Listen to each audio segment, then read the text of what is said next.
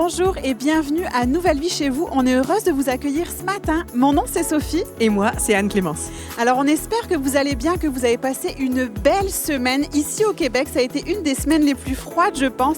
Oui. Et on a eu droit à de la belle neige avec une belle tempête de neige. Oui, alors une tempête de neige est égale à habit de neige. Donc moi, j'ai essayé de mettre ma fille dans sa cotte de neige, mais c'est juste qu'elle ne bouge plus. Voilà, alors c'est un bibendum. L'hiver avec les enfants, c'est toute une expérience. Nous, ça prend vraiment beaucoup de temps pour se préparer, mais on aime ça, aller jouer dehors, à faire des activités extérieures, des bonhommes de neige. On est même allé patiner. On a vraiment du plaisir l'hiver. Si vous êtes nouveau, si vous avez des questions, si vous êtes curieux sur la foi, n'hésitez pas à nous écrire à bienvenue@commercialnouvellevie.com. Et aussi, on aimerait vous rappeler que les dimanches à Nouvelle Vie sont pour toute la famille. Alors, chaque dimanche matin, à partir de 8h30, pour les parents, Nouvelle Vie Junior sort une capsule à chaque semaine. Donc, c'est disponible sur YouTube, sur leur page Facebook aussi, Nouvelle Vie Junior. Ils ont vraiment du beau contenu. Et la bonne nouvelle, je sais que ça va être très populaire chez nous avec les garçons, c'est que Extra Moutarde est de retour le 21 février. Donc, à tous les parents, préparez-vous et connectez aussi vos enfants dès maintenant à Nouvelle Vie Junior. Oui, maintenant on a le dernier message de notre série qui va être donné par Pasteur Claude. C'est 3 prières pour vivre surnaturellement. Manquez pas ça, ça va vraiment être bon. Et nos messages, en ce moment, en fait, toute notre réunion au complet est disponible sur nos 3 plateformes, sur YouTube, sur Facebook Live et aussi sur live.nouvellevie.com, notre plateforme interactive. Ce qui est génial, c'est que malgré tout ce qui se passe aujourd'hui, on arrive à trouver des moyens pour connecter ensemble. Et ce qu'on a ensemble, c'est des before et des after. Ce sont des réunions Zoom dans lesquelles vous allez pouvoir rencontrer des gens, dans lesquelles vous allez pouvoir partager un petit peu ce qu'il y a sur votre cœur. Donc, n'hésitez pas, avant la réunion et après la réunion, à vous connecter et à passer un moment ensemble. Et on aimerait aussi, peut-être si vous êtes aujourd'hui avec nous pour la première fois, on aimerait vous expliquer c'est quoi une réunion Nouvelle Vie chez vous. Donc dans un premier temps, Anne-Clem, on va passer un temps dans la présence de Dieu, un temps de louange où en fait on ouvre notre cœur à Dieu, on lui donne toute notre reconnaissance. Ensuite, on a une portion vie d'église parce qu'on aime ça vous partager ce qui prend place à Nouvelle Vie la semaine, dans le quotidien, les nombreux projets qu'on il y en a. On veut vous les partager. Ensuite, on a, comme Anne-Clémence l'a dit, le message de Pasteur Claude qui termine la série. On va vraiment avoir un bon message ce matin. Et enfin, on va se retrouver, Anne-Clémence et moi, avec vous pour vous expliquer la suite de la matinée. Oui, effectivement, c'est ça qui est incroyable, c'est que malgré tout ce qui se passe, on arrive à trouver un moyen de connecter ensemble. On arrive à trouver un moyen de vivre la vie d'église. Malgré l'écran là que vous avez devant les yeux, on est sûr que Dieu agit. Donc, surtout, essayez de faire le vide et puis on va vraiment passer un temps incroyable. Préparez-vous à vivre une belle matinée, une belle réunion. En tout cas, moi, j'ai hâte. Ah oui, moi, j'ai vraiment hâte aussi. Je crois vraiment que Dieu va nous parler malgré tout ce qui se passe là. Alors, on vous souhaite une belle réunion. Ouais. Nous avons toutes les raisons de venir adorer Dieu aujourd'hui. Alors on va prendre un temps pour célébrer, pour chanter, pour danser devant Dieu et lui dire combien il est bon, car ses bontés ne sont pas terminées. Chantons-le ensemble. Célébrons-le.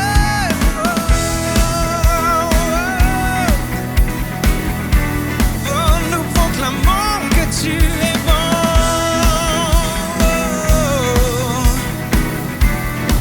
Chantons-le. Dieu, tu es bon.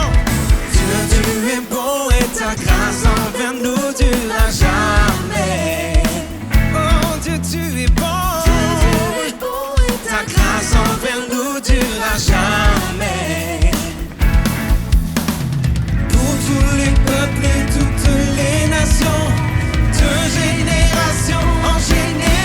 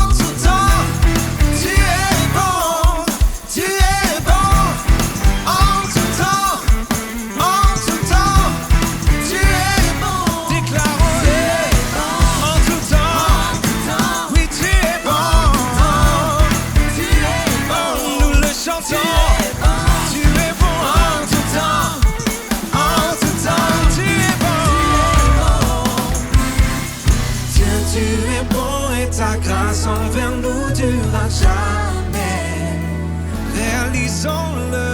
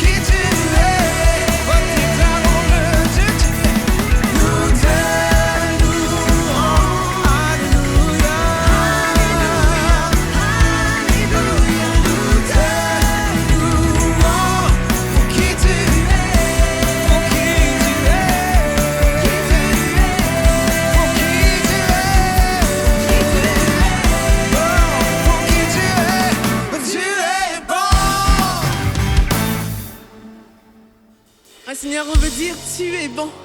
On veut te louer pour qui tu es. Tu es bon, tu es grand, tu es fidèle, tu es tout puissant. Et c'est la raison pour laquelle on prend ce temps maintenant pour élever nos voix et élever nos louanges.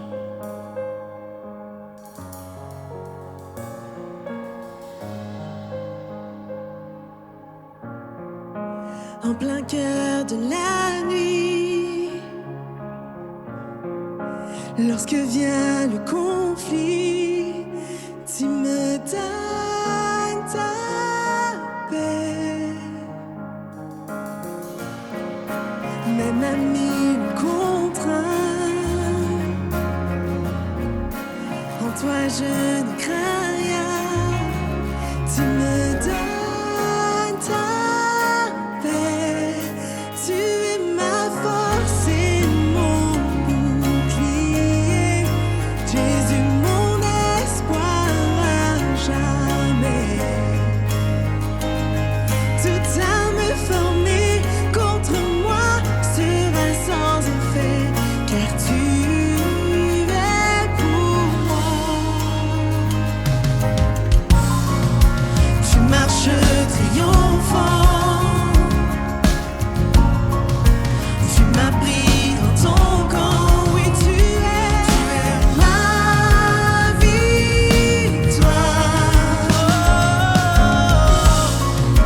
Tu es le grand champion.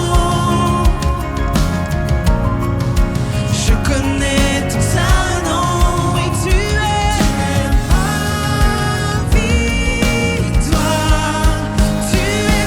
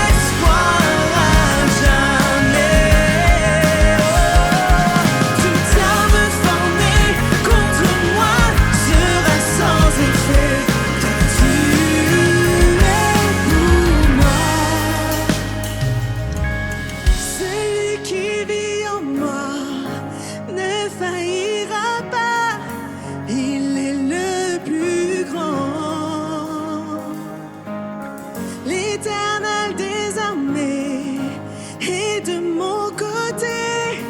Il est le plus grand, nul n'est comme toi, Jésus. Si tu vis en moi, qui sera contre moi, Seigneur? Car tu es pour moi, Jésus. Tu es grand, Seigneur. Tu es grand, Seigneur. Tu es grand, Seigneur.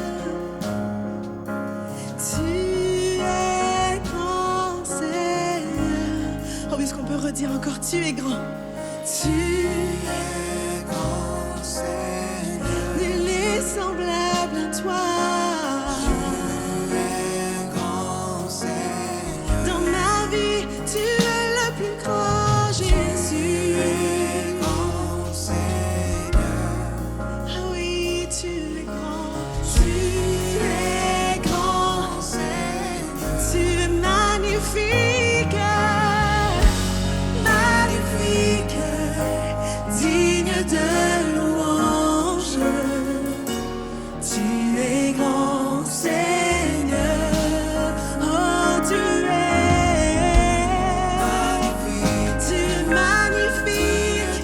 Tu es merveilleux, Seigneur. Tu es grand, Seigneur. Oh, dis-le, magnifique. Magnifique. Élève ta louange et dis-lui, tu es grand, Seigneur. Tu es grand, Seigneur. Oh, de tout ton cœur, magnifique. Magnifique. Digne de louange. Tu es grand, Seigneur. Et tu es grand.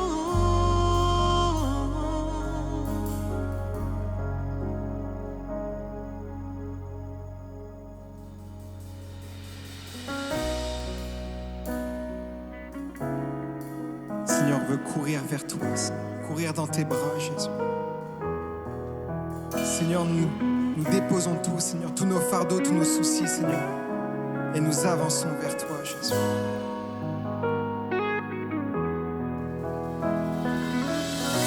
J'ai trop longtemps porté un fardeau bien caché. Tu ne m'as pas appelé pour seul le porter. J'entends ton invitation à m'abandonner. Maintenant je vois, je me livre à toi, car j'ai tant besoin de toi.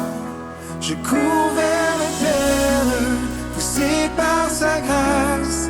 Je ne me cache plus, je lui ferai face.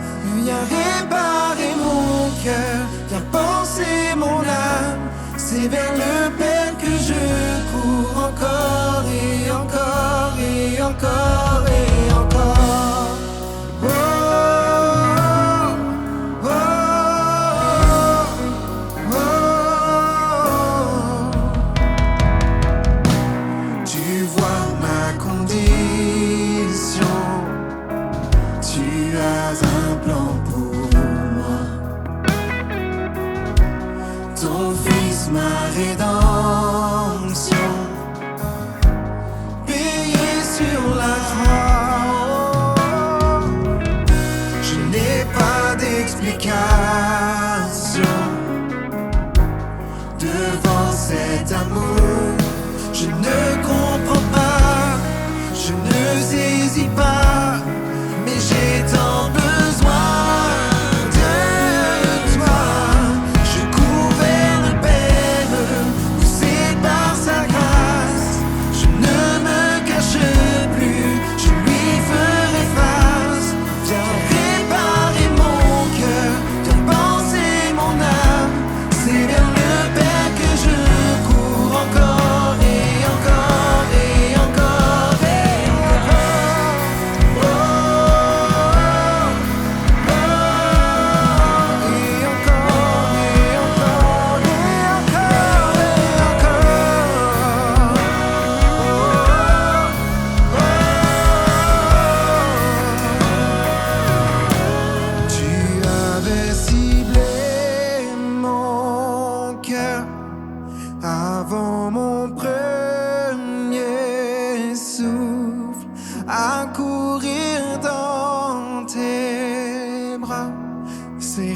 revenir à la vie. Et mon cœur s'emballe tout au fond de moi. Ta grâce m'attire à toi. Tel que je suis, tu me conduis, car j'ai tant besoin de toi. Je cours vers le Père, poussé par sa grâce. Je ne me cache plus, je lui fais face. Viens réparer mon cœur, penser mon âme. C'est vers le Père que je cours encore et encore. Je cours vers le Père, poussé par sa grâce. Je ne me cache plus, je lui ferai face. Viens réparer mon cœur, viens penser mon âme. C'est vers le Père que je cours encore et encore et encore et encore. Oh, oh, oh, et encore et encore et encore et encore.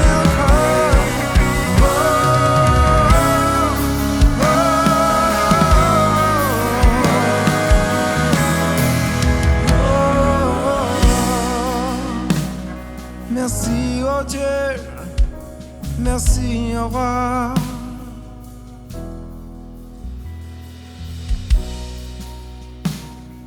Ouais, Seigneur, on veut te dire merci.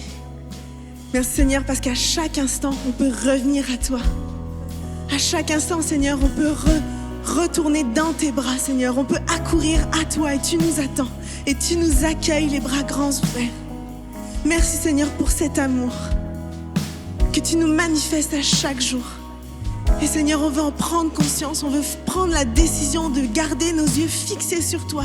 Et même si le sol peut sembler ébranlé, même si la tempête peut sembler se lever autour de nous, Seigneur, il y a une chose qui ne change pas, c'est que tu es grand, c'est que tu es puissant, c'est que tu es vivant et c'est que tu nous aimes.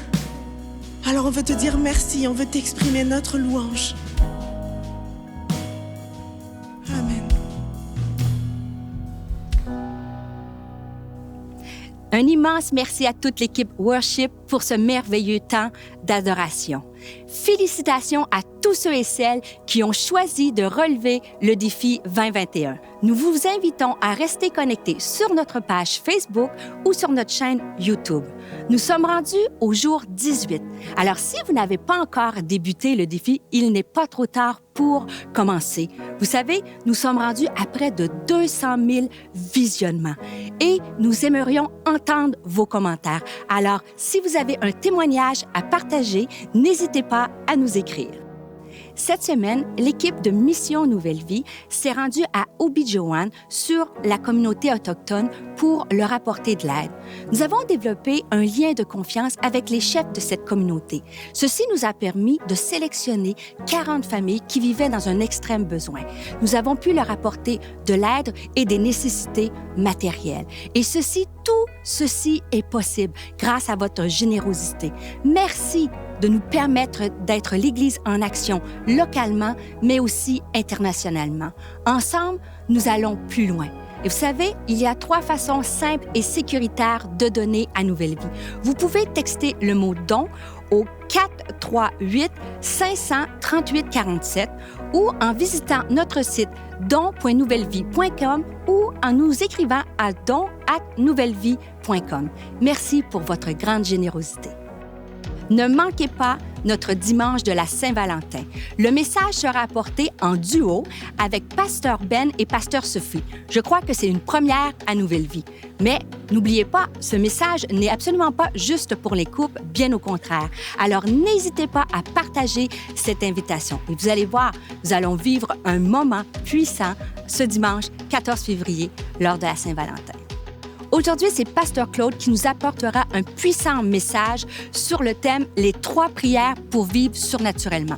Je ne sais pas si vous êtes comme moi, mais en ce début d'année, j'ai soif de voir Dieu agir puissamment dans ma vie, mais aussi dans la vie des gens qui me sont chers. Alors, en ce dernier dimanche, sur les promesses de la prière, attendez-vous à être impactés par la parole de Dieu. Bon dimanche. Bonjour et bienvenue à Nouvelle Vie chez vous. Notre message aujourd'hui, le dernier de la série Les promesses de la prière. 3 prières pour vivre surnaturellement au quotidien en 2021. 3 prières pour vivre surnaturellement au quotidien en 2021.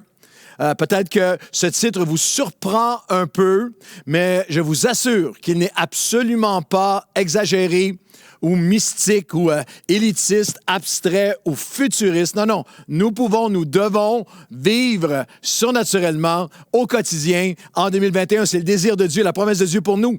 Je pense que nous avons tous réalisé que la force, l'espoir et la paix dont on a besoin ne sera pas trouvée dans juste un changement d'une année à l'autre. J'étais un peu surpris, j'étais abasourdi de voir les gens à la fin de 2020, presque avec désespoir, dire si 2020 peut partir, la fin de 2020, bye-bye 2020, comme s'il y avait quelque chose de magique qui prendrait place au début 2021 instantanément. Je crois vraiment que l'année 2021 va être l'an 1 post-pandémie, que nous allons voir toutes sortes de choses revenir, que j'ai espoir et confiance que nous allons revenir ensemble en présentiel à Nouvelle Vie, non seulement à Longueuil, mais sur chacun de nos sites, et que ça va être des moments absolument extraordinaires de communion ensemble qui nous manquent tant.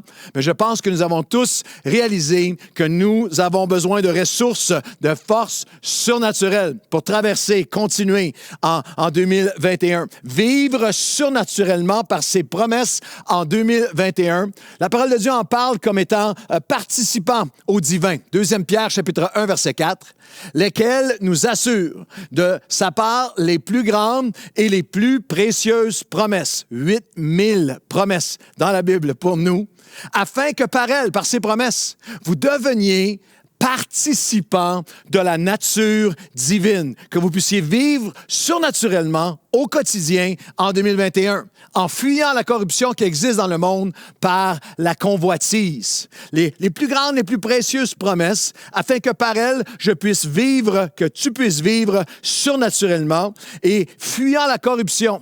La convoitise ambiante présente dans notre monde. C'est littéralement un appel à transcender l'éthos, l'environnement de notre époque. Notre époque qui est historique, qui est hystérique, notre époque qui est tragique et unique, cette époque de pandémie unique à l'ère moderne, une période, une pandémie qui porte son lot de peur et de peine et de perte. On pense au moment où, au jour d'aujourd'hui, à plus de 2 500 000 personnes qui ont perdu la vie dans le monde, près de 10 000 personnes au jour d'aujourd'hui. Dans notre province, ici, au Québec, il y a un poids immense. Et chacun d'entre nous ressentons la peine, la pression, les problèmes, une espèce de poids, de pression. Je réfléchissais, je méditais sur les parallèles entre la physiologie du développement, de notre développement musculaire physiquement et le parallèle spirituel. C'est la pression répétée produit le renforcement, le développement de nos muscles physiques. Mais la pression, les chocs, les étirements et les tensions, lorsqu'elles sont répétées sans repos, sans alimentation, sans hydratation, sans ressourcement, peuvent provoquer ce qu'on appelle physiquement des fractures de stress. Stress fractures. Et c'est un phénomène hallucinant où des milliers de minuscules fissures se produisent dans l'os sur une longue période de temps et que rien n'y paraît. Mais là, il y a un choc soudain. On voit ça sur les joueurs de basketball, les joueurs de football. Il y a un choc soudain et là, il y a un craquement et il y a une fracture. Et on peut le vivre. Plusieurs personnes, il y a toutes sortes d'études sociales en ce moment qu'on peut le vivre émotionnellement, alors que la pression de la dernière année s'accumule. Toutes ces fissures dans notre âme, dans notre esprit, dans notre confiance, dans notre joie, dans notre confiance pour l'avenir. Les défis, les douleurs, les doutes sont inévitables. Mais les découragements, le désespoir, la décélération de mon courage, la diminution, même la disparition parfois de l'espoir, je crois, en fait, spirituellement, est optionnel et repose sur un choix. Est-ce que je vais me limiter à vivre naturellement ou à être participant à la nature divine, aux ressources divines, à vivre surnaturellement par ses promesses. Jésus a défini ce choix comme le choix de notre fondement dans une parabole extraordinaire de pertinence pour nous encore aujourd'hui. Une parabole assez connue, la parabole de la tempête qui vient, puis il y a une maison et l'homme sur le roc et l'homme sur le sable. L'homme qui vit surnaturellement et celui qui ne vit qu'avec ses limites naturelles. Matthieu 7, 24, Jésus dit, « C'est pourquoi quiconque entend ces paroles que je dis et les met en pratique sera semblable à un homme prudent qui a bâti sa maison sur le roc. La pluie est tombée, les torrents sont venus, les vents ont soufflé et se sont jetés, se sont fracassés contre cette maison. » On a tous vécu ces fracas à différents niveaux dans cette dernière année. Mais elle n'est pas tombée parce qu'elle était fondée sur le roc. Et Jésus continue. Mais quiconque entend les paroles que je dis et ne les met pas en pratique sera semblable à un homme insensé qui a bâti sa maison sur du sable. La pluie est tombée, les torrents sont venus, les vents ont soufflé, ils ont fracassé cette maison, elle est tombée et sa ruine a été grande. C'est la question pour toi et moi, est-ce que je suis sur le roc ou sur le sable? Est-ce que je vais vivre surnaturellement, participant à la nature divine, ou est-ce que je vais être sur le sable de mes limitations, de ma nature humaine? C'est une parabole connue, mais une des plus dangereuses et tragiques perte spirituelle de ce texte magnifique de la Bible. Et lorsque nous ne connectons pas le texte qu'on vient de lire, les paroles de Jésus, avec les versets précédents, vous avez remarqué que ça commence avec « C'est pourquoi quiconque entend ces paroles que je dis et ne les met pas en pratique ou les met en pratique. » Je vous dirais ceci, c'est un super conseil lorsque vous lisez les évangiles. Faites attention lorsque Jésus dit « C'est pourquoi ». C'est quelque chose qui précédait, qui donne tout le sens à ce qui suit. Et moi, j'ai fait un sondage, ce texte-là m'habite depuis le début de l'année, et j'ai fait un sondage amical, fraternel, avec l'équipe pastorale Nouvelle Vie. J'ai posé la question à peu près à tout le monde à Nouvelle Vie, même à quelques amis pasteurs à l'île de la Réunion, même en France, leur demandant « Est-ce que tu sais, est-ce que tu connais la parabole de l'homme sur le sable, l'homme sur le roc? » Oui, oui, oui. Est-ce que tu sais ce qui vient immédiatement avant? Parce que Jésus a dit « C'est pourquoi celui qui entend ces paroles et qui les met ou ne les met pas en pratique. » Et personne ne le savait. Regardez pas, est-ce que vous le savez? Alors, je vais vous le lire. C'est assez saisissant. Les versets juste avant, Jésus dit, « Ceux qui me disent, Seigneur, Seigneur, n'entreront pas tous dans le royaume des cieux. Mais celui-là seul qui fait la volonté de mon Père, qui est dans les cieux. Plusieurs diront ce jour-là, Seigneur, Seigneur. N'avons-nous pas prophétisé par ton nom? Dans le texte, il dit, n'avons-nous pas prié pour les malades? N'avons-nous pas fait des miracles? N'avons-nous pas été impliqués dans le combat spirituel, chasser des démons? Alors je leur dirai ouvertement, je ne vous ai jamais connu. Vous n'aviez pas de communion avec moi. Vous ne me connaissez pas. Je ne vous ai pas connu. Retirez-vous de moi, vous qui commettez l'iniquité. Et Jésus dit, prenez attention à ces paroles. Et Jésus, littéralement, il y a une révélation tellement importante. C'est la tempête qui révèle nos fondements. Les deux maisons avaient l'air semblables, mais lorsque la tempête est venue, on a vu qui était sur le roc et qui était sur le sable. Les gens disent souvent, les épreuves nous façonnent, nous développent, nous font grandir, nous rendent meilleurs. Oui, mais les tempêtes nous révèlent. Ce qu'on vit, les tempêtes qui se fracassent contre nous, révèlent ce qu'on a en dedans, révèlent notre communion réelle avec Dieu. Jésus fait le contraste entre l'homme sur le sable, une foi religieuse. C'est pas quelqu'un qui ne connaît pas Dieu. C'est une foi religieuse, rituelle, routinière, comme une relique.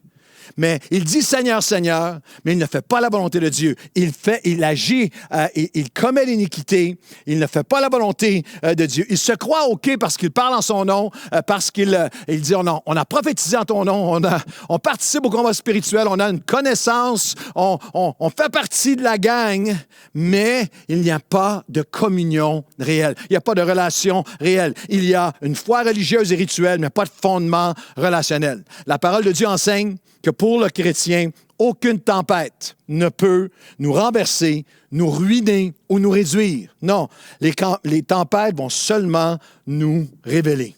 Écoutez-moi bien, je ne choisis pas mes batailles ou mes tempêtes ou mes pandémies. Mais je peux choisir quelle sorte d'homme je vais être, quelle sorte de femme vous allez être. Je peux choisir est-ce que je vais être quelqu'un qui est sur le roc en communion ou quelqu'un qui est sur le sable par mes propres ressources. Personne n'a vu venir 2020. Ma plus grande défense, ma seule défense, c'est ma communion personnel avec lui. C'est ça, c'est mon fondement. La tempête va ou nous exposer ou elle va nous élever. Elle va nous élargir, même nous équiper et nous permettre d'entrer dans une nouvelle expérience d'exploit avec Dieu. Je ne peux pas prédire tout ce qui va arriver en 2021. Mais je peux prédire si je vais grandir ou non, si je vais être une bénédiction ou non, si je vais être en paix ou non, si je vais être un encouragement ou non, si je vais le glorifier ou non, ça va dépendre de ma fondation. Ça va dépendre de ta fondation et de ta communion avec lui. Le Proverbe 10, 25 le dit de cette façon. Quand la tornade est passée, le méchant s'effondre, mais le juste est debout, car il a des fondements éternels. C'est ma parole pour toi et pour moi, pour nous, ensemble. En 2021, on va traverser cette tempête solide, debout, fortifiée en Dieu, parce que nous allons participer à sa nature divine et prier afin de vivre surnaturellement au quotidien. Je vais vous enseigner 3 prières trouvées dans un texte magnifique, dans quelques versets, dans Éphésiens chapitre 1. Ces 3 prières, je les prie pratiquement chaque jour depuis des années. Je prie pour ses pensées et ses plans, je prie pour sa perspective et je prie pour sa puissance. Éphésiens, lorsqu'on lit Éphésiens 1, Paul est en confinement en prison. Il s'est passé 4 ans depuis qu'il a quitté l'Église qu'il avait fondée, qu'il aimait tant comme un père dans la foi. Il écrit cette lettre à une Église qui est sous grande pression, qui est sous persécution, qui vit des pressions terribles et même leur droit d'exister même comme croyants, de vivre leur foi librement est menacé. Et Paul leur dit, vous ne pouvez pas vivre ça sans les ressources surnaturelles de Dieu. Voici 3 prières que vous devez prier. Tu peux prier ces 3 prières à chaque jour en 2021 et voir la différence que ça va faire dans ta vie. Je prie pour qu'il m'imprègne, premièrement, je prie pour qu'il m'imprègne, m'inspire, m'influence dans sa connaissance, ses pensées et ses plans. Je prie pour ses pensées et ses plans. On lit ensemble Éphésiens, on commence la prière ensemble. Éphésiens 1, 15 à 17. C'est pourquoi moi aussi, ayant entendu parler de votre foi au Seigneur Jésus-Christ, de votre amour pour tous les croyants, je ne cesse de rendre grâce pour vous, faisant mention de vous dans mes prières. C'est une prière. Afin que le Dieu de notre Seigneur Jésus-Christ, le Père de gloire, manquez pas ceci, vous donne un esprit de sagesse et de révélation dans sa connaissance. Je prie pour ses pensées. Je prie pour ses plans.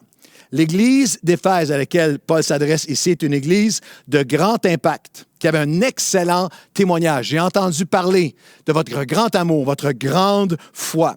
L'apôtre Jean, dans l'Apocalypse, décrit cette Église d'Éphèse comme étant une Église où abondaient les œuvres humanitaires. Jésus dit même, j'ai vu, je connais toutes tes œuvres. C'est une Église de travail, de persévérance pour Dieu et qui n'avait pas tombé de doctrine solide, de solidité théologique, qui n'avait pas tombé dans les pièges, les enseignements toxiques de ceux qui se prétendaient apôtres sans fruit et qui ne l'étaient pas. L'Église était solide, mais il les avertit, comme il nous avertit par l'Esprit, qu'ils ne peuvent pas se reposer ou s'endormir dans leur position et vie en Christ, sans une poursuite passionnée de la volonté de Christ. Dans ce même chapitre 1, il y a une section des versets 3 à 14, 11 versets, mais une seule phrase dans le grec original. C'est assez éloquent. C'est une longue phrase, la description éblouissante de notre position en Christ. Littéralement, vous le lirez à la maison, ce que Dieu a fait pour nous en Christ. Et là, l'apôtre Paul devient lyrique et inspiré par l'Esprit. Nous sommes rachetés, pardonnés, justifiés, adoptés, prédestinés, héritiers. Nous sommes appelés, nous avons entendu la parole de vérité, nous avons cru, nous avons été scellés par le Saint-Esprit. Wow! Ça, c'est notre position.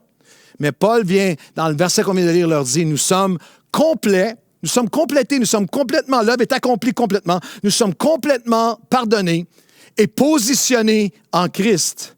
Mais nous avons besoin de communion et de prière pour connaître les plans et les pensées. J'ai besoin de ce cœur qui aime Dieu et qui recherche ses plans, sa volonté, sa direction. C'est pour ça qu'il dira dans le même chapitre au verset 8, Éphésiens 1, et versets 8 et 9, que Dieu a répandu abondamment sur nous par toute espèce de sagesse et d'intelligence, nous faisant connaître sagesse, intelligence, ses plans, ses pensées dans ma vie aujourd'hui, le mystère de sa volonté, le faire connaître selon le bienveillant dessein qu'il avait formé en lui-même. Paul dit, oui, vous êtes maintenant complétés dans l'œuvre parfaite. C'est votre position, chapitre 1. C'est votre position. Oui, vous êtes complétés par l'œuvre parfaite accomplie par Christ, mais vous avez besoin d'une communion présente et future pour accomplir l'œuvre présente et future que Dieu a pour vous. Je vous dirais de cette façon, tenez-vous bien, vous n'êtes pas un tétard de Dieu,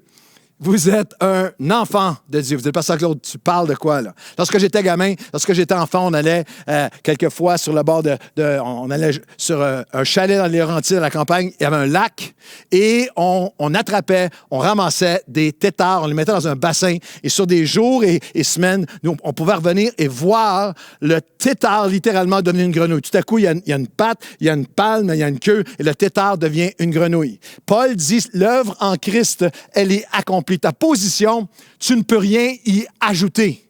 Mais comme un enfant, tu es un enfant de Dieu. Lorsque le bébé naît, il est complet, mais il a besoin de grandir. Par la prière, nous devons actualiser, accéder à chaque jour à ce qui est accompli, à ma position. Je poursuis ma position. Je dois, à chaque jour, par la prière, je dois grandir dans ce qui est glorieux. Je veux toujours vivre plus, de plus en plus vivre ma position en Christ, mais au présent. Ma prière 2021, je vous la suggère. Comme jamais, je prie, Seigneur, ta volonté dans ma vie. Rien de moins, rien de plus, rien d'autre. Amen. Seigneur, ta volonté dans ma vie. Rien de moins, rien de plus, rien d'autre. Amen. Un esprit de sagesse et de révélation. Prière que ma conduite reflète ce que Christ a accompli pour moi. Que ma conduite reflète, que ma communion puisse influencer ma conduite dans ce que je connais de lui. Nous prions chaque jour pour qu'il réponde abondamment sur nous toute son espèce de sagesse, de connaissance, qu'il y ait un amour dans mon cœur pour lui qui fait en sorte, Seigneur, je veux grandir dans l'amour pour toi, ton amour à toi, ton amour envers moi envers toi, aimer ta parole, aimer tes commandements, aimer te plaire, aimer te suivre, connaître ta direction dans ma vie, ta volonté pour moi. En lui, nous sommes devenus héritiers. Même, encore dans le même chapitre, des versets 11 et 12, Éphésiens 1, versets 11 et 12. En lui, nous sommes aussi devenus héritiers. Ça, c'est notre position. Ayant été prédestinés, suivant la résolution de celui qui opère toutes choses, d'après le conseil toutes choses. C'est lui qui opère toutes choses, selon le conseil de sa volonté, afin que nous le servions à sa gloire, à la louange de sa gloire. Nous avons été héritiers et prédestinés, mais c'est afin de le servir dans sa volonté aujourd'hui et que nos vies puissent le glorifier. Il m'a donné la vie afin que je fasse, ça c'est ma position, mais afin que je fasse sa volonté, ça c'est ma poursuite. Je reçois son pardon, mais je recherche, par amour pour lui, son amour en moi, je recherche ses plans et ses pensées. Sa grâce est là afin que je le glorifie.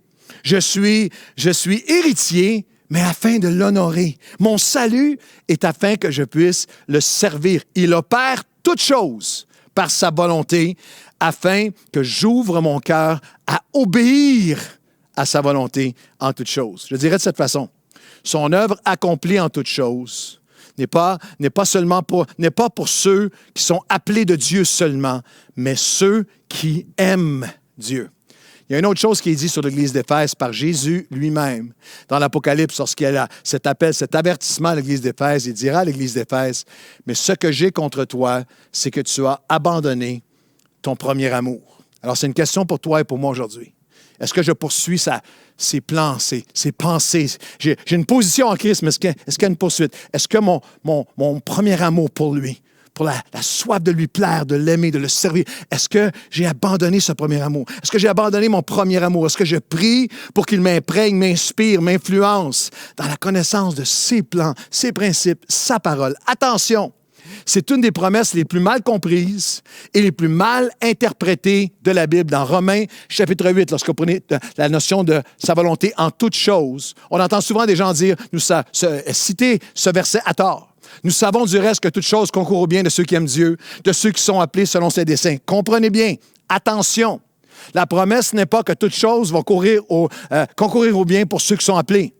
Non, moi j'ai connu beaucoup de gens qui étaient appelés de Dieu et les choses ne concourent pas au bien dans leur vie. Les choses ne concourent pas au bien de ceux qui ont seulement été appelés de Dieu, de ceux qui ont connu Dieu, de ceux qui ont des parents qui ont connu Dieu, de ceux qui ont un témoignage passé avec Dieu. Non, les choses concourent au bien pour ceux qui aujourd'hui, maintenant, de tout leur cœur, aiment Dieu.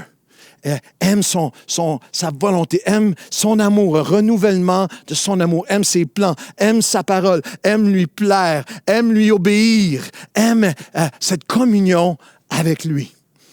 J'aime ça. Il y a quelqu'un qui a mis un ami, Dr. Ben Aguila, qui était un ami, un chercheur, un ami, un leader ici, avec nous à Nouvelle Vie.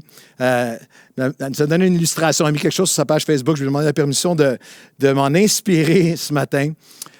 Pour nous rappeler à quel point nous avons besoin de revenir à l'amour du Père, revenir à son amour pour nous et à un renouvellement dans notre amour pour lui. Et c'est une image qui a été faite quand les neurosciences nous rappellent les bienfaits d'avoir un Père dans le ciel, toujours prêt à nous prendre dans ses bras par son amour. La neurologue Rebecca Sachs a présenté la plus belle photo de l'année. En fait, c'est l'image d'un IRM qui a été capturé lorsqu'une mère a embrassé son fils de 2 mois.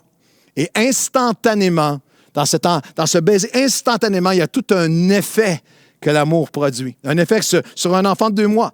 Les lèvres posées sur la tête du petit homme déclenchent immédiatement une réaction dans son cerveau.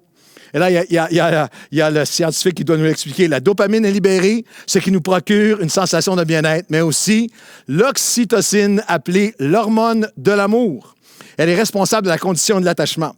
Le baiser provoque une réaction chimique dans le cerveau du petit. Une explosion d'oxytocine, de l'hormone de l'amour se déclenche.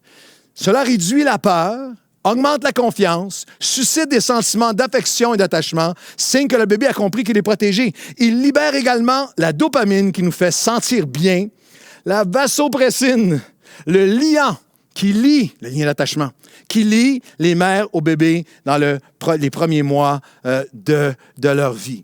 J'aimerais vous le dire de cette façon. C'est seulement par son amour en nous, renouvellement de mon amour pour lui, de son amour pour moi, qui nous rend capable d'avoir une confiance absolue, comme on vient de lire, qu'à travers toutes circonstances, que toutes choses vont concourir au bien, qu'en toutes choses, il nous appelle au bien, que Dieu va les tourner pour le bien. J'entends quelqu'un dire, vraiment, Pasteur Claude, toute chose, tu ne sais pas ce que j'ai traversé. Tu ne sais pas les épreuves que j'ai traversées. Tu ne sais pas ce que j'ai vécu. Tu ne sais pas ce que je vis en ce moment. Et dans Romains chapitre 5, le verset 3 à 5, l'apôtre Paul vous donnera cette parole que je vous donne aujourd'hui. Il dit, bien plus, nous trouvons sa gloire même dans les afflictions, sachant que l'affliction produit la persévérance la victoire dans l'épreuve, et cette victoire, l'espoir, l'espérance.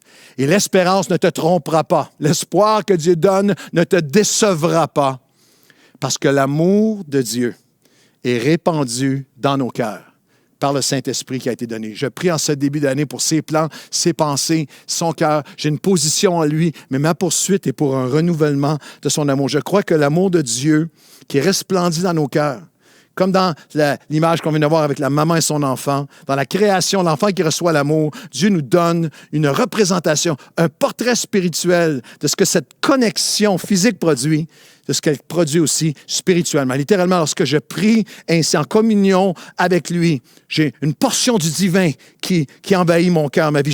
Je peux vivre surnaturellement.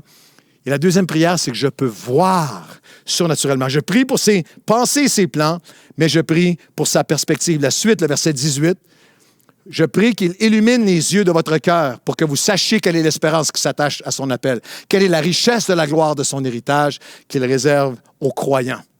Je vis et je vois surnaturellement. Vivre surnaturellement, c'est voir surnaturellement. Illuminer les yeux de notre cœur.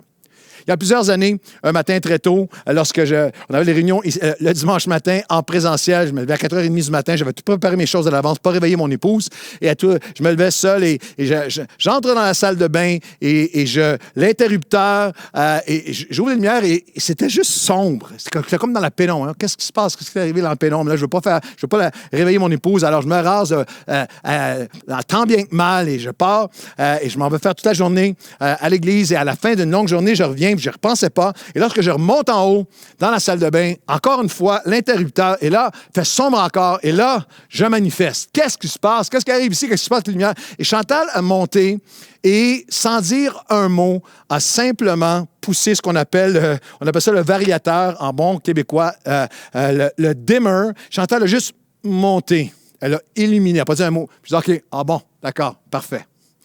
J'aimerais vous dire que beaucoup de chrétiens, de leaders, d'églises se retrouvent avec le variateur, au plus bas. Le dimmer est bas.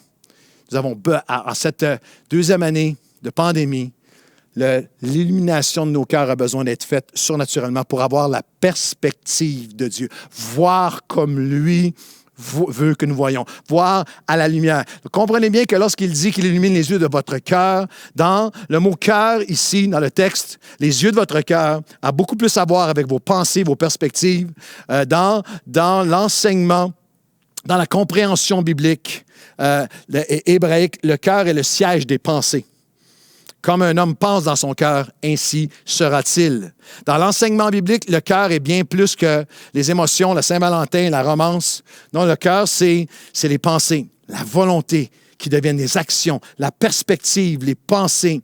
Littéralement, je prie qu'il illumine les yeux de votre cœur. Et je vous le dis de cette façon, écoutez-moi bien, la perspective de Dieu sur ce que tu vis, ce qu'il a préparé pour toi, ne peut pas être connue sans la présence de Dieu dans ta vie.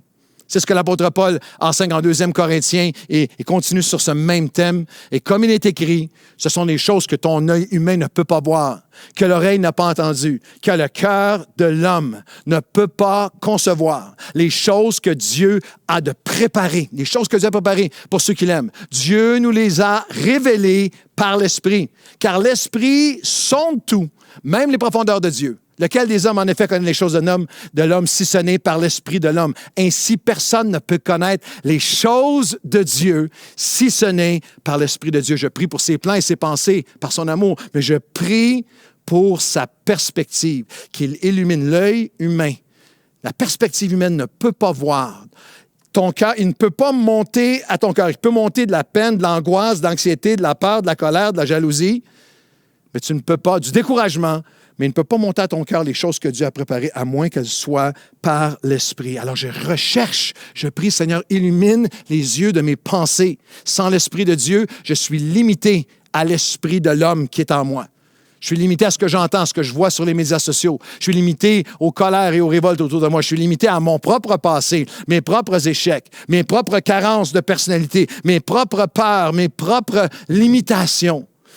Personne ne connaît les choses de Dieu si ce n'est par l'Esprit de Dieu. Tu ne peux pas connaître ce que Dieu, la perspective de Dieu sur toi, sur ton fils, sur ta fille, sur ton présent, sur ton avenir, sur ce qu'il prépare pour toi, si ce n'est par l'Esprit de Dieu. Il continue en disant, « Or, nous n'avons pas reçu l'Esprit du monde, mais l'Esprit qui vient de Dieu, afin que nous connaissions Dieu, vu que tu connaisses. » Que tu aies cette perspective. Je prie, illumine les yeux de mon cœur afin que nous connaissions les choses que Dieu nous a données par grâce et nous en parlons, non avec des discours qu'enseigne la sagesse humaine, mais avec ceux qu'enseigne l'Esprit, employant un langage spirituel pour des réalités qui sont spirituelles. Je dirais de cette façon, alors que je prie, illumine les yeux de mon cœur pour sa perspective, je peux connaître surnaturellement, mais aussi je peux communiquer surnaturellement. Et nous en parlons non pas avec les paroles qu'enseigne la sagesse humaine, mais avec les paroles qu'enseigne l'Esprit. Wow! Peux-tu imaginer à quel point tu pourrais être une personne différente? À quel point tu pourrais être une personne plus calme, plus apaisée? À quel point tu pourrais être une personne plus agréable, plus inspirante, plus encourageante, plus porteuse de vie si tu laissais Dieu illuminer ton cœur et de l'abondance de ton cœur illuminer des paroles? Nous en parlons. Non pas avec le langage que l'homme enseigne, mais nous en parlons avec le langage de l'Esprit. Peut-être que tu n'as jamais prié ça de ta vie. Moi, je prie ça tout le temps. Seigneur, aide-moi à parler comme tu veux que je parle face à cette situation, cette personne, ce combat. Lorsque je prie qu'il illumine les yeux de mon cœur, je peux connaître surnaturellement, communiquer surnaturellement et je peux être dans le calme et la confiance surnaturellement, quels que soient les combats. Les choses que mes yeux humains ne voient pas, dit Paul. Les choses que Dieu a préparées, les réalités spirituelles. Je lisais la biographie de William Randolph Hearst parce que c'est un milliardaire qu'on appelle maintenant le père des fake news. Il était un magnat de la publication qui a fait sa fortune, un milliardaire avec les journaux à potins les plus jaunes, les journaux à potins les plus fake news de son époque. Et je lisais sur lui qu'il avait investi plusieurs centaines de millions de dollars. C'est lui qui avait la collection d'objets d'art la plus élaborée de l'histoire américaine. Il y avait plusieurs grands entrepôts avec tous ces objets d'art dedans. C'est William Randolph Hearst. Et un jour, il a lu dans un catalogue UP, un catalogue avec les objets les plus rares, au prix les plus faramineux, les plus exclusifs. Il y avait un objet, puis il a mis toute une équipe sur place, puis il a dit, il faut que vous me le trouviez, où qu'il soit dans le monde, je veux. Et ça a été des mois et des mois, puis il attendait les nouvelles. On n'a pas trouvé encore, aux quatre coins du monde, plus d'un an. Et plus d'un an plus tard, finalement, la bonne nouvelle, on l'a trouvé. Et lorsqu'il les rencontre, Hearst dit voir, mais vous l'avez trouvé où? À quel endroit du monde l'avez-vous trouvé? On l'a trouvé dans un de tes entrepôts. Il l'avait acheté lui-même, quelques années auparavant. Il cherchait frénétiquement ce qu'il possédait déjà, mais ne voyait pas. Sans la communion de l'Esprit, tu peux poursuivre toute ta vie à la recherche de choses que Dieu t'offre, que Dieu t'a accordé, que Dieu veut rendre disponible pour toi. Alors, je prie, Seigneur, pour tes plans, tes pensées. Je prie pour ta perspective, qu'il illumine les yeux de mon cœur. Je termine. Je prie pour que l'infinie grandeur de sa puissance se manifeste concrètement dans ma vie en 2021. Je prie pour sa puissance. Pour nous qui croyons l'infinie grandeur de sa puissance, se manifestant avec efficacité par la vertu de sa force, il l'a déployé en Christ, en le ressuscitant des morts, en le faisant asseoir à sa droite dans les lieux célestes, non seulement à son époque, mais jusqu'à nous, aujourd'hui, au-dessus de toute domination, toute autorité, toute puissance, toute dignité, de tout nom qui peut se nommer, non seulement au siècle de l'apôtre Paul, mais encore dans le siècle à venir. Paul reprendra le même thème un peu plus loin. Il dira, de siècle en siècle, de génération en génération, il a tout mis sous ses pieds. Il l'a donné pour chef suprême à l'Église, qui est son corps, la plénitude de celui qui remplit tout en tous. L'Église n'est pas un bâtiment. L'Église, c'est son corps, et dans lequel l'Esprit de Dieu qui habite en nous. Nous sommes les récipients, et nous sommes ceux qui répandons sa puissance sur la terre. Sa puissance se manifeste concrètement, avec efficacité. Pas la puissance pour des ministères sur une estrade, ministères parfois un peu mystico, bizarroïdes, pas pour une élite spirituelle quelconque, pas pour seulement la puissance pour celui qui jeûne 40 jours sans problème, prie 4 heures par jour en souriant. Non, la puissance pour nous qui croyons. Je crois. Mais j'ai besoin de la nature divine. J'ai besoin de sa puissance qui se manifeste, pas avec bizarrerie, qui se manifeste, pas dans une bâtisse seulement, qui se manifeste avec efficacité, concrètement, dans ma vie aujourd'hui. Paul est détenteur, en fait, de l'équivalent de 2 doctorats en théologie, en philosophie et histoire religieuse de son époque. Et dans ce petit verset, il utilise 4 mots différents dans le grec original pour essayer de nous faire saisir l'ampleur de sa puissance disponible pour nous. En français, on les a, les mots qui se bousculent dans le texte. Puissance, manifestation, efficacité, vertu, force. Mais c'est 4 mots en grec. Dunamis, un pouvoir inhérent qui est à l'intérieur de nous. Tu n'as pas besoin d'aller le chercher. Donc, tu vas le chercher en Dieu, il est à l'intérieur de toi. Energia, un pouvoir pour opérer, pour s'activer, pour avancer, pour mettre en action. Energia, une énergie divine pour pardonner, pour aimer, pour être courageux, pour continuer, pour résister à la tentation, aux ténèbres, pour se tenir pour lui. Kratos, un pouvoir tout-puissant au-dessus de. Et ischus, dans le même texte, un pouvoir reçu et qui doit être renouvelé au siècle des siècles, jusqu'à toi et moi aujourd'hui. Il a un pouvoir. J'ai en Christ je prie à chaque jour pour cette nature divine, cette puissance avec efficacité au-dessus de tout. Au-dessus de toutes mes peurs, au-dessus de mon passé, au-dessus de mes pires drames et souffrances, au-dessus de tout nom, nous dit le texte, qu'on a essayé de mettre sur nous, au-dessus des pires souffrances, au-dessus des pires carences, au-dessus des pires dépendances, de mes trahisons, mes échecs, au-dessus des pires traumatismes ou chocs post-traumatiques, au-dessus des pires anxiétés, des pires découragements, des pires désespoirs. Et le dernier verset de ce message, dans Éphésiens 3, 14 et 16, Paul le personnalise encore. Il dit, à cause de cela, je fléchis les genoux, je prie devant le Père afin qu'il vous donne, selon la richesse de sa gloire, d'être puissamment fortifié dans l'homme, dans la femme intérieure. À cause de cela, à cause de quoi? Le verset précédent, il dit, je fléchis les genoux, je vous demande de ne pas perdre courage à cause des tribulations que vous traversez en ce moment, que je traverse en ce moment. Non, à cause de cela, je fléchis les genoux et Dieu va nous fortifier dans l'homme intérieur. Je vais terminer avec un témoignage qui m'inspire tellement, m'émeut énormément. La semaine dernière, j'ai reçu un courriel, plusieurs membres de l'équipe Nouvelle Vie nous l'avons reçu, de la part de notre amie, la pasteur Jacqueline Saint-Onge, son époux André. Pasteur Jacqueline, qui est une membre de l'équipe pastorale ici, qui était aimée, estimée de tous et qui, au début de l'année, a été frappée, non seulement parce qu'elle a vécu une pandémie comme nous, mais au tout début de l'année, un diagnostic de cancer virulent, terrifiant. Et j'ai vu cette femme et son mari, j'ai eu le privilège, Chantal et moi, d'aller déjeuner avec eux au milieu des traitements avec son mari André, qui était auprès d'elle, un pilier de foi avec elle.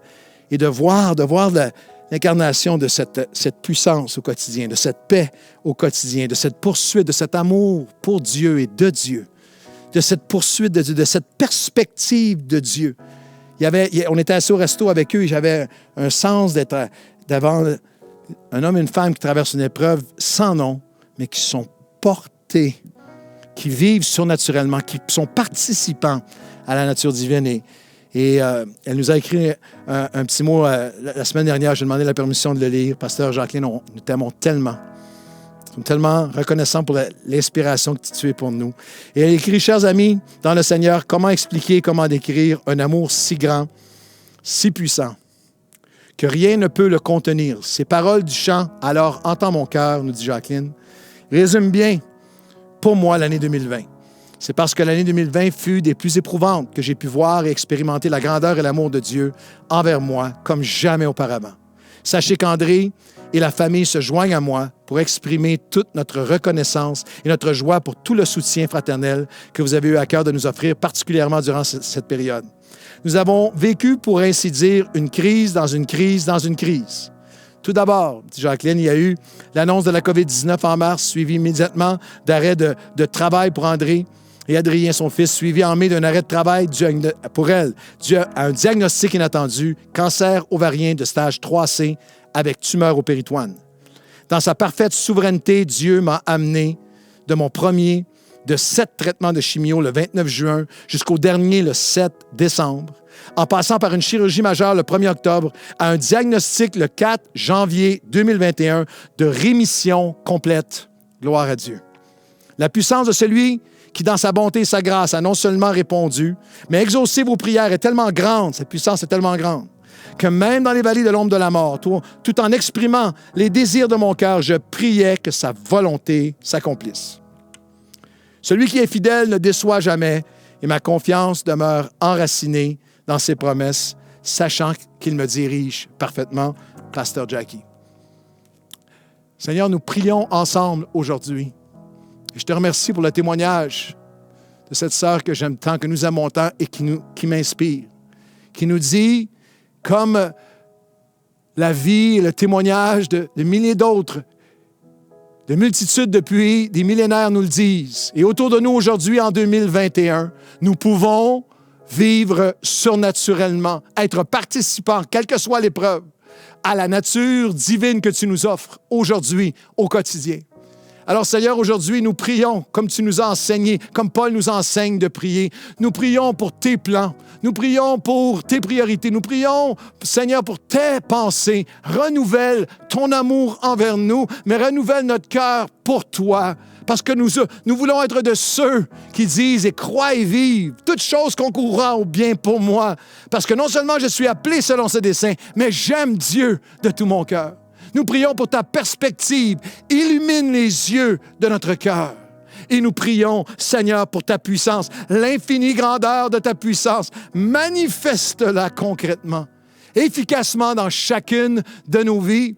Nous nous offrons à toi aujourd'hui et nous traverserons cette tempête sur le roc et rien ne nous ébranlera en toi à chaque jour de cette prochaine année et jusqu'à ton retour, au nom de Jésus. Amen et Amen. Restez avec nous quelques moments. Prenez un moment pour aller avec nous dans la présence de Dieu alors que l'équipe de Nouvelle Vie Worship nous conduise dans cette prière. Je cours vers le Père. Je cours vers le Père, poussé par sa grâce. Je ne me cache plus, je lui ferai face. Viens réparer mon cœur, viens penser mon âme. C'est vers le Père que je cours encore et encore et encore. Je cours vers le Père, poussé par sa grâce. Je ne me cache plus, je lui ferai face.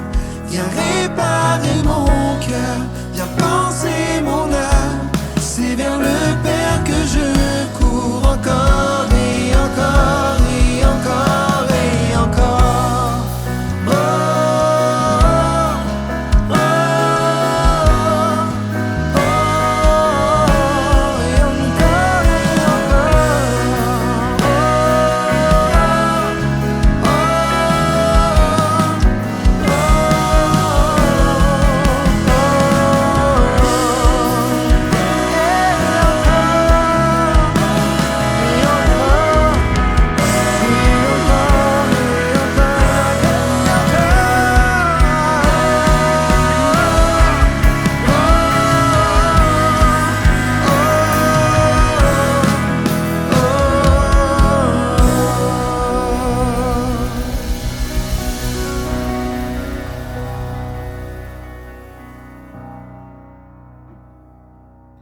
Merci d'avoir été avec nous. On croit vraiment que Dieu va continuer de nous toucher pendant cette semaine qui va arriver. Si vous avez besoin de soutien pastoral, on sait que le couvre-feu continue chez nous, donc c'est pas évident. N'hésitez pas, vous pouvez nous contacter sur la plateforme live.nouvellevie.com pour parler avec un pasteur. L'Église, elle est là pour ça. Exactement. L'Église est là pour vous. C'est ça. Et puis, vous pouvez aussi nous écrire à soutienpastoral@nouvellevie.com. Et on aimerait vous rappeler aussi que le défi 2021 continue demain. Ça sera déjà la journée 19. Alors on vous félicite et on vous encourage à aller jusqu'au bout avec nous. Et si vous ne l'avez pas encore commencé, toutes les vidéos sont disponibles sur notre chaîne YouTube. Donc relevez le défi avec nous. Oui, et dès maintenant, vous pouvez vous joindre à nous à l'after. N'hésitez pas à vous connecter. Ça nous fera plaisir de vous voir. Donc maintenant, il nous reste à vous souhaiter une bonne semaine.